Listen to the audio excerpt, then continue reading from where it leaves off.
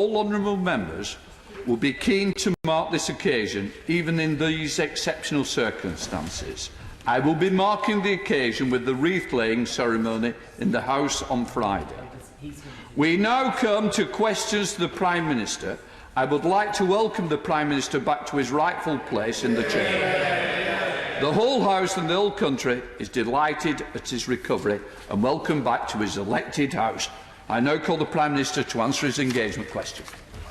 Mr. Speaker, thank you for your kind words, and it is good to be back, even though I've been away for longer than I had intended. I would like to pay tribute today to the 107 NHS and 29 care workers and all those who have sadly died from coronavirus.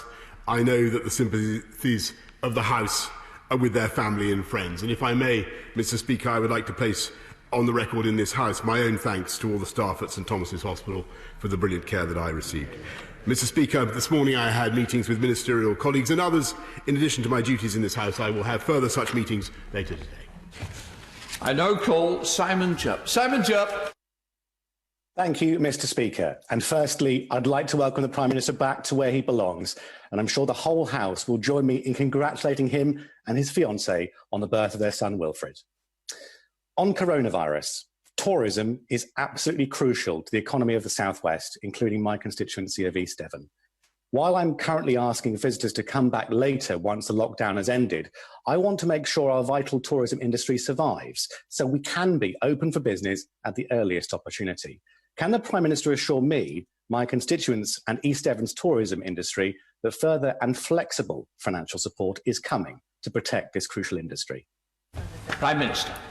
Yes, indeed, Mr. Speaker, I can, and I thank my honourable friend for what he's doing to campaign for tourism in East Devon, and I can tell him that we're adding another 1.3 million to help the tourism industry in that area. Clearly, I think the priority of the government and I believe of the whole House is now to suppress this disease further as we do that, to get our economy going again and to encourage tourism across our whole country and, of course, East Devon in particular. I now call the Leader of the Opposition, Keir Starmer. Thank you, Mr. Speaker. Can I welcome the Prime Minister back to his place and say that it's good to see him back in Parliament? I'm sure I speak for all of us when I say that. And although I've done this privately, can I congratulate him publicly with Carrie on the birth of their son? Mr. Speaker, when the Prime Minister returned to work a week ago Monday, he said that many people were looking at the apparent success of the government's approach. But yesterday we learnt, tragically, that at least 29,427 people in the UK have now lost their lives to this dreadful virus. That's now the highest number in Europe. It's the second highest in the world. That's not success or apparent success. So can the Prime Minister tell us how on earth did it come to this? Prime Minister.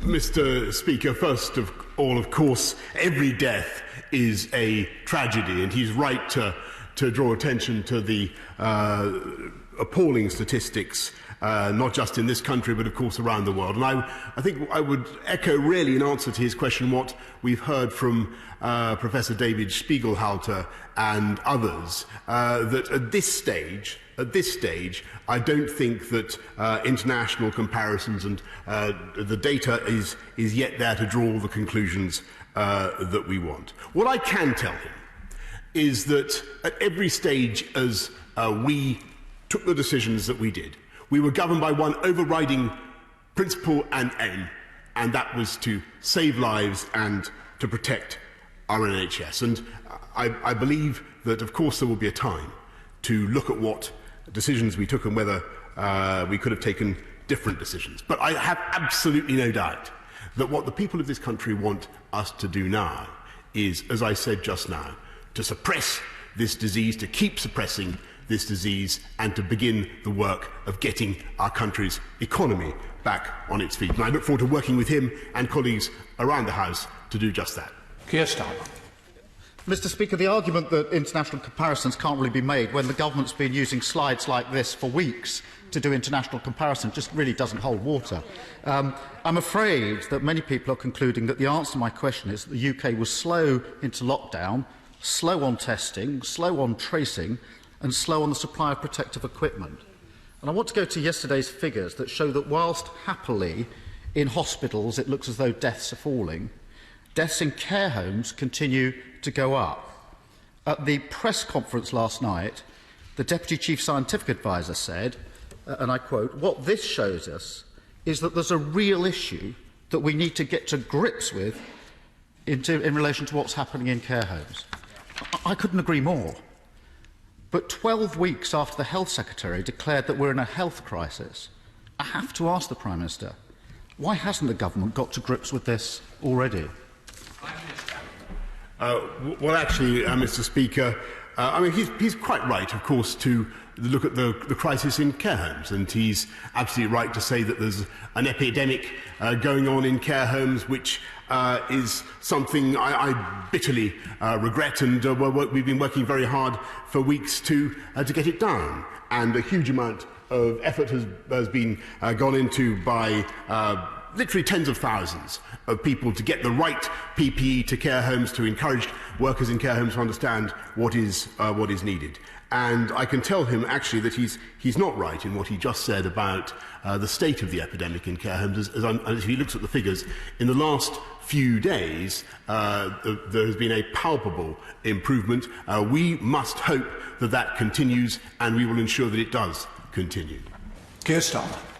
Mr Speaker, I'm grateful for that. I was using the slide the government put up at its press conference last night, which shows, sadly, that, and I accept there's a lag to the 24th of April because of the reporting position, but that sadly deaths in care homes have been rising every time they've been reported by the ONS.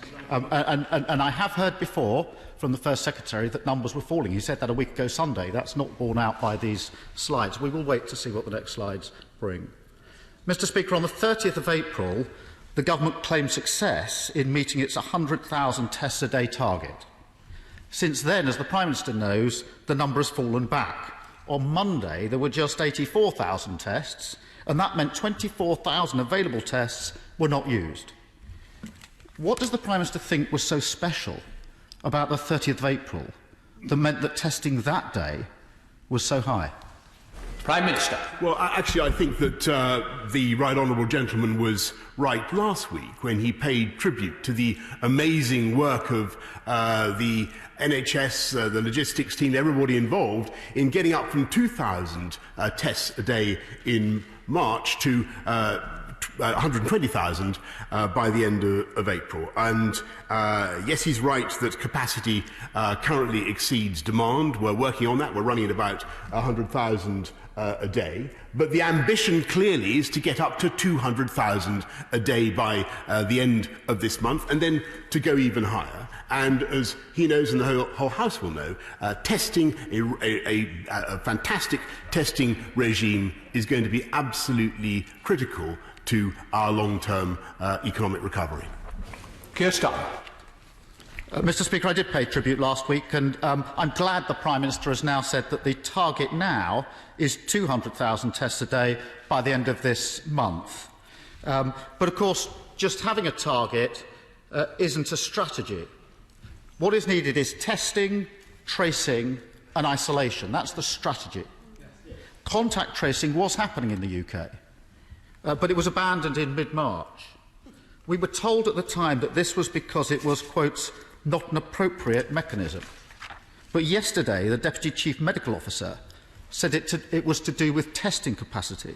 So can the Prime Minister just clarify the position for us? Why was contact tracing abandoned in mid-March and not restarted sooner? Prime Minister. As I think is readily apparent, Mr Speaker, to everybody who's studied the situation, and I think as the scientists would confirm, the difficulty in mid-March was that the tracing capacity that we had and that had been useful, as he rightly says in the containment phase of the epidemic, that capacity was no longer useful or relevant, since the transmission from individuals within the UK meant that it exceeded our capacity then. Now, the value of the test, tracking and tracing operation that we're setting is that as we come out of the epidemic and as we get the new cases down, we will have a team that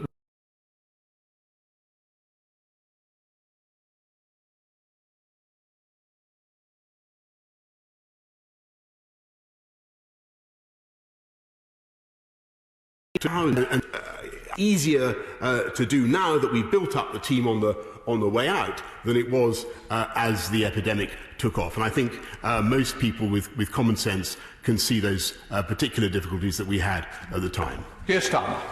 Thank you, Mr. Speaker. I think the Prime Minister's confirmed it was a capacity problem. Can I wish the government well on the tracking and tracing now and on the app that's being trialled in the Isle of Wight? We all want that to succeed, and we'll all support that in hopefully succeeding.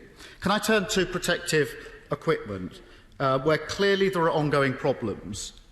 Just this week, the BMA survey said that 48% of doctors had to buy their protective equipment for themselves or rely on donations. That's clearly unacceptable. And it's obvious that this problem is going to get even more acute if and when the government asks people to return to work. We're clearly going to need a very robust national plan for protective equipment. Can the Prime Minister reassure the public that they won't be asked to return to work until that plan is in place? Prime Minister. Yes, Mr. That I think people have felt across the House and across the country. It's been enraging to see the difficulties that we've had in supplying PPE to those who need it. But I do pay tribute, again, to the work of hundreds of thousands of people involved in the logistics of supplying literally billions of items across the country in a timely way. There have been no national stockouts of any PPE item, and we are now engaged in a massive plan to ramp up domestic supply, and he'll be familiar with what Lord Dighton is now at work, so that, to get to his final question, we are able, in the long term, and it may be the long term, to satisfy the domestic needs of this country. Keir Starmer. And we will, of course, be setting out the details about that plan on Sunday. Keir Starmer again. Mr. Speaker, I was going to come to the plan. I'm grateful to the Prime Minister for that indication. There are millions of people on furlough, as the Prime Minister knows, millions with children at home struggling with caring responsibilities. If they're to return to work, and if their children are to return to school, they need reassurance. I think we can all feel that, reassurance that it will be safe to do so. And that means they do need to know what the government's plan is for the next stage. So will the Prime Minister give them that reassurance by setting out his plan as he says he will? Or will he come to this House on Monday to present that plan and have questions across the House? Mr. Speaker, I will of course undertake that there will be a statement to the House, as you, Mr. Speaker, and the House would properly expect, about what we propose tonight. So I just want to explain to the House, as a courtesy, why it's happening on Sunday, Mr. Speaker. I'm sure you'd be interested to know that. The reason for that is very simple, we have to be sure that the data is going to support our ability to do this.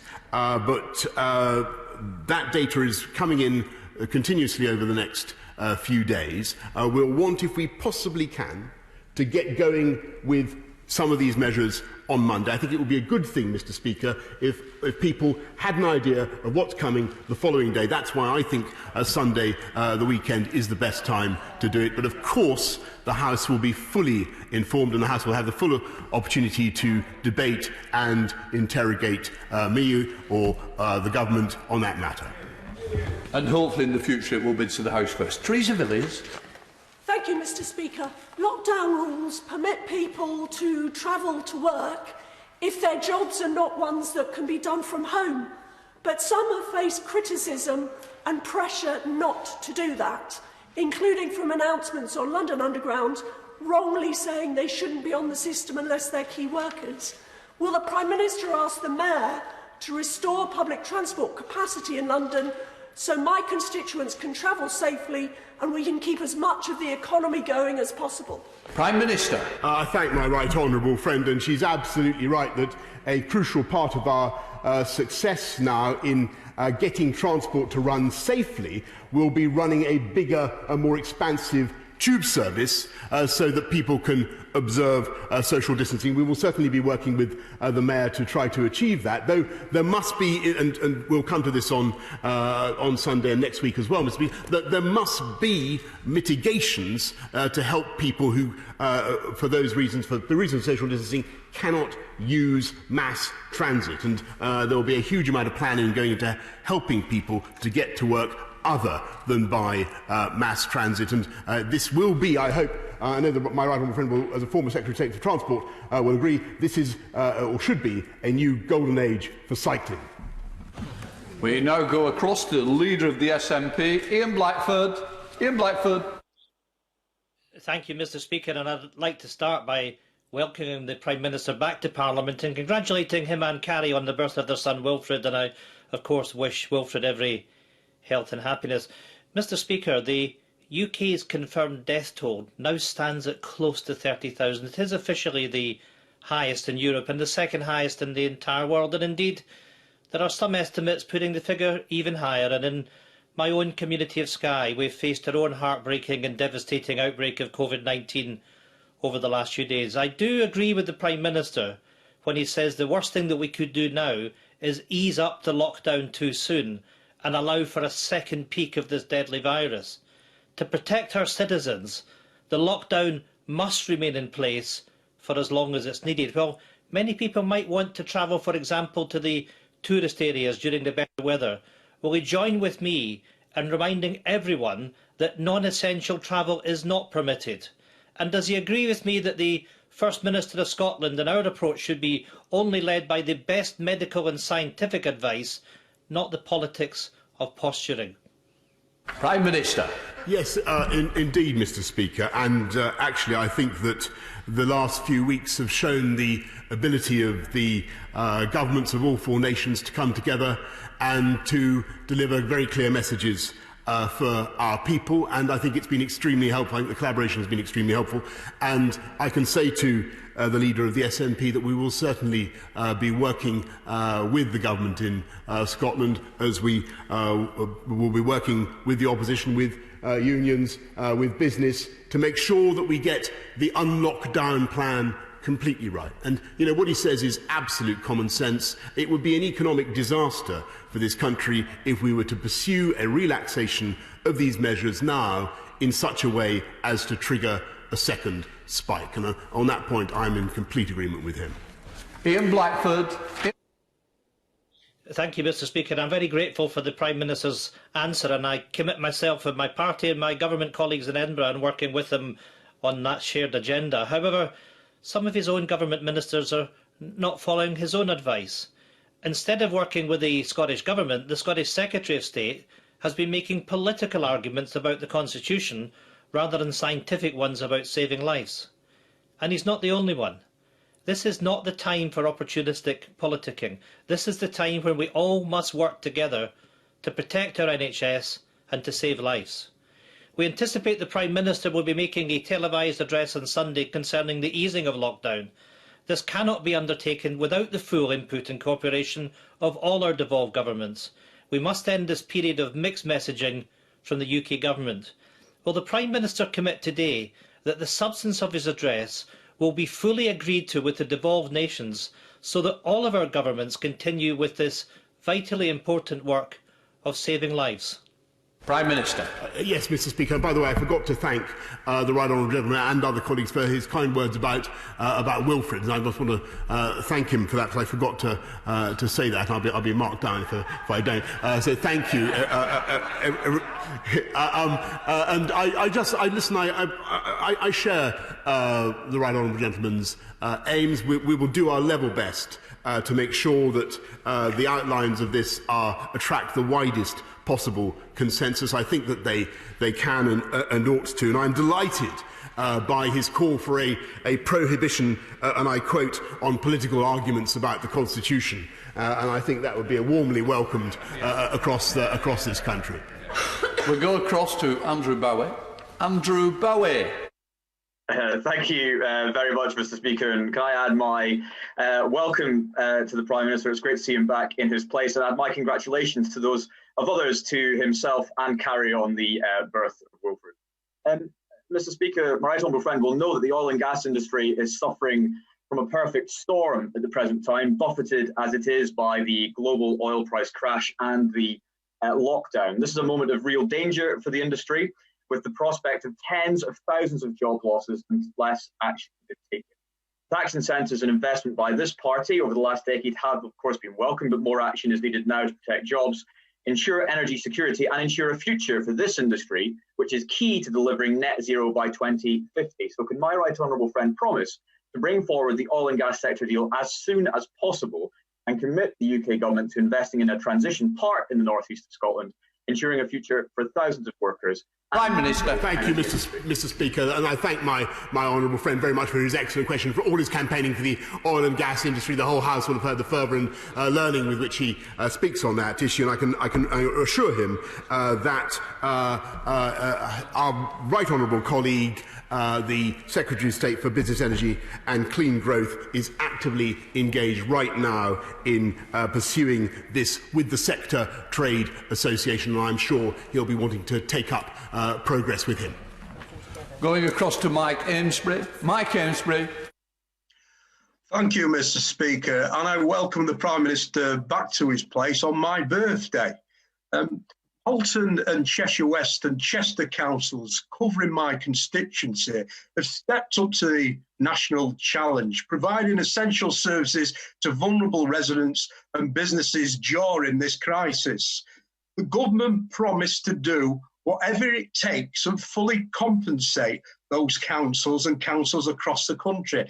Yet both are millions of pounds short of the cost so far, billions nationally. How will the Prime Minister fulfil that funding promise and not return to the dark days of austerity? Prime Minister. Well, Mr. Speaker, I can certainly tell him that the government has absolutely no intention of returning to the A word, which I won't quote. That is not going to be our approach. We don't think that is going to be necessary. What I can tell him is that we've already put another £3.2 billion, as he knows, into supporting local authorities, supporting some of the most vulnerable throughout this difficult time, and we will continue to make sure that funding gets through to those who need it. But the crucial thing, as I think colleagues across the House will understand, is that the more effectively we can suppress this virus and the faster we can restart our economy, the better our chances, as everybody knows, of getting the funding that we all need to the poorest and neediest in our society. And that's the course this government is going to follow. We'll go across to Raymond Chistich. Raymond Chistich. Thank you, Mr. Speaker. Like other colleagues, I'm absolutely delighted to see the Prime Minister back at the dispatch box and congratulating him and Carrie on the birth of their child. Prime Minister, my constituent, Jackie Potter, recently lost her husband, Ashley, who was 64. The family would like to bury Ashley with a small church service, applying social distancing. If Ashley were to be cremated, this would happen. But as he is being buried, under current guidelines, that is not possible. Can this anomaly between burials and cremations be urgently addressed so that families of all faiths who want to bury their loved ones, applying social distancing and in a faith service, are able to do so? Prime Minister. Yes, indeed, Mr. Speaker. And I thank my honourable friend and I extend my deepest sympathies to the friends and family of his constituent, Ashley. And we're asking councils to do exactly that, to help people to attend without breaching the rules on social distancing. I'm sure he'd appreciate we think that's the right balance to strike. We go across to Justin Mathers. Justin Mathers. Thank you, Mr. Speaker. Undoubtedly, the furlough scheme has prevented mass unemployment. But when companies like BA use millions of pounds of public money to furlough those staff at the same time as handing out redundancy notices, it's a kick in the teeth to both those workers and the taxpayer. And it's concerning that reports today suggest the furlough scheme may be wound down after June. So, Prime Minister, wouldn't it be an obscenity either through employer decisions or government inaction, if those people whose jobs we've been trying to save end up redundant anyway? Can I just say, before the Prime Minister answers, please will members ensure they don't have political slogans behind them when they are speaking. Prime Minister. Mr. Speaker, I think actually the furlough scheme has been one of the outstanding provisions that this government's been able to put in. I think it's given huge numbers of people, more than 6 million people in this country, the security that they need. Obviously, what we want is to make sure that people continue to feel security, but at the same time, what we also want is to enable people safely and securely to go back to work and to earn their pay packets as they want to do. Ben Bradley. Mr. Speaker, can I add my welcome and congratulations to my honourable friend and ask him if he agrees with me that our FE and HE institutions have a huge role to play in rebuilding our economy, and particularly in supporting and retraining those who have lost their jobs. Has he considered what they might offer and indeed how we might incentivise them to offer the right qualifications and support, particularly for businesses and new entrepreneurs? Prime Minister. I thank him very much, I thank my honourable friend very much for all the work he does to champion the cause of education, particularly further education on the Education Select Committee. As he knows, the agenda of this government remains unchanged, to unite and level up across our country with infrastructure, technology, education above all, and that includes our world-leading universities, which are now formulating vaccines against this disease, and of course further education, the skills that our economy is going to need so badly for a sustained economic recovery. We go across to Murray Black. Murray Black. Thank you, Mr. Speaker. Since the government are refusing to even discuss universal basic income, I was glad to see them at least recognise the need for an increase in universal credit entitlement. However, there's been no such increase announced in employment support allowance. So I want to ask the Prime Minister what plans he has for a similar increase in ESA, and if not, can he explain why he feels people who are sick or have a disability require less support at this time? Prime Minister.